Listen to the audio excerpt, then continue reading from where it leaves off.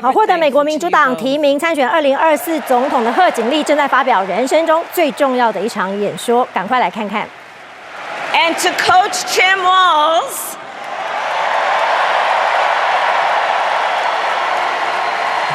you are going to be an incredible vice president.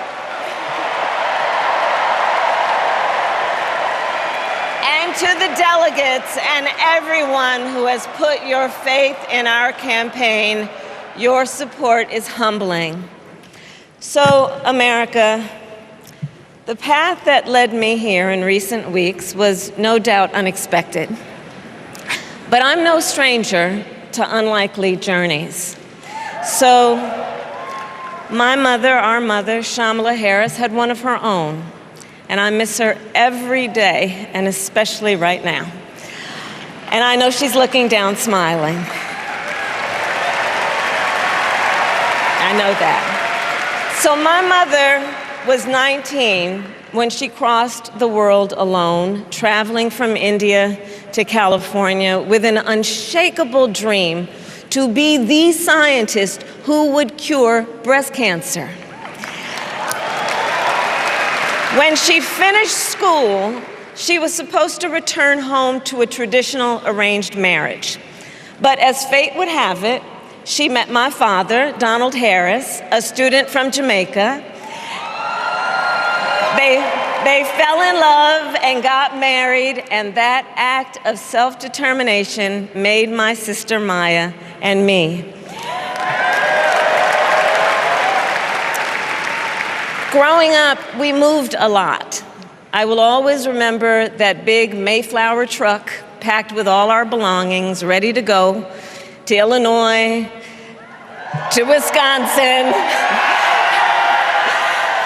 and wherever our parents' jobs took us.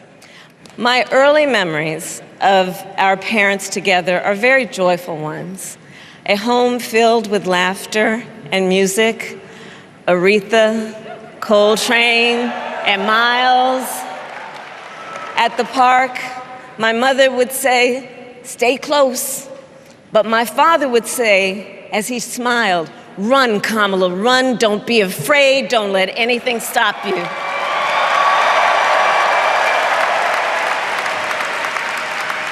From my earliest years, he taught me to be fearless. But the harmony between my parents did not last. When I was in elementary school, they split up, and it was mostly my mother who raised us. Before she could finally afford to buy a home, she rented a small apartment in the East Bay. In the Bay, you either live in the hills or the flatlands. We lived in the flats, a beautiful working-class neighborhood of firefighters, nurses, and construction workers, all who tended their lawns with pride. My mother, she worked long hours, and like many working parents, she leaned on a trusted circle to help raise us. Mrs. Shelton, who ran the daycare below us and became a second mother. Uncle Sherman, Aunt Mary, Uncle Freddie, Auntie Chris. None of them family by blood, and all of them family by love.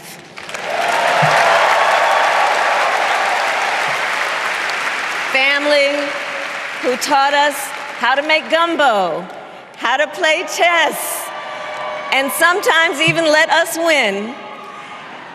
Family who loved us, believed in us, and told us we could be anything and do anything. They instilled in us the values they personified: community, faith, and the importance of treating others as you would want to be treated, with kindness, respect, and compassion. My mother was a brilliant, 5-foot-tall, brown woman with an accent.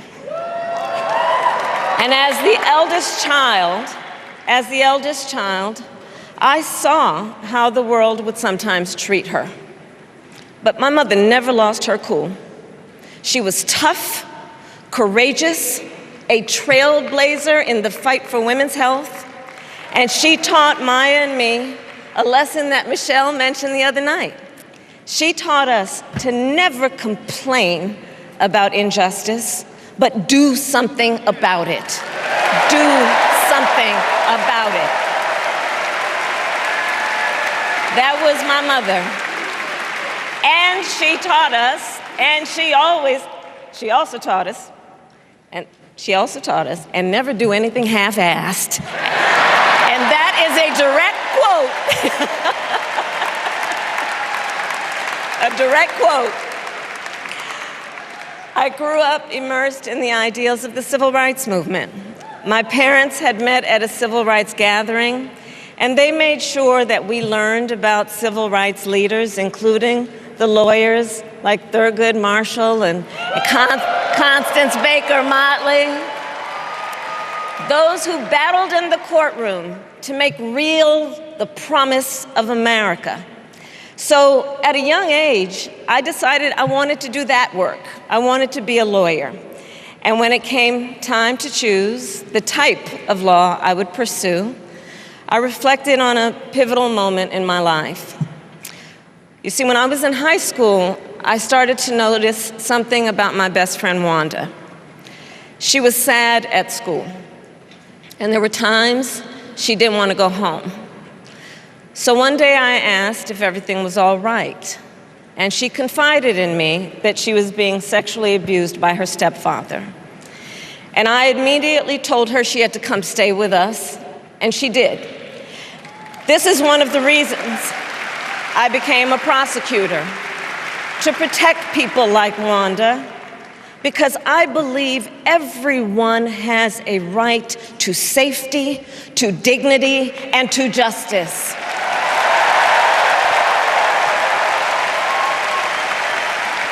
As a prosecutor, when I had a case, I charged it not in the name of the victim, but in the name of the people. For a simple reason. In our system of justice, a harm against any one of us is a harm against all of us.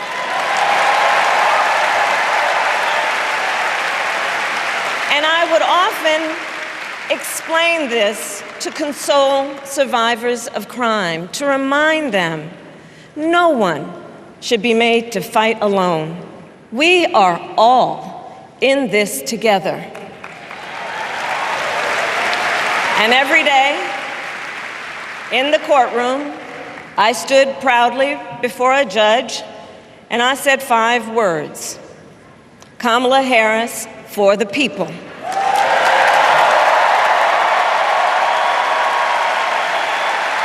And to be clear, my entire career, I've only had one client, the people. And so, on behalf of the people, on behalf of every American, regardless of party, race, gender, or the language your grandmother speaks, on behalf of my mother and everyone who has ever set out on their own unlikely journey, on behalf of Americans like the people I grew up with, people who work hard, chase their dreams, and look out for one another, on behalf of everyone whose story could only be written in the greatest nation on earth, I accept your nomination to be President of the United States of America.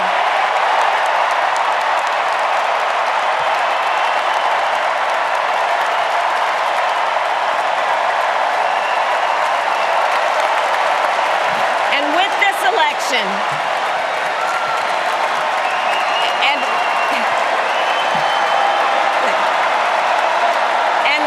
election, our nation nation with this election has a precious, fleeting opportunity to move past the bitterness, cynicism, and divisive battles of the past, a chance to chart a new way forward.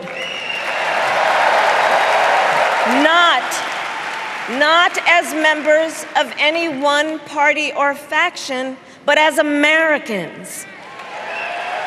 And let me say, I know there are people of various political views watching tonight, and I want you to know, I promise to be a president for all Americans. You can always trust me to put country above party and self, to hold sacred America's fundamental principles, from the rule of law to free and fair elections to the peaceful transfer of power.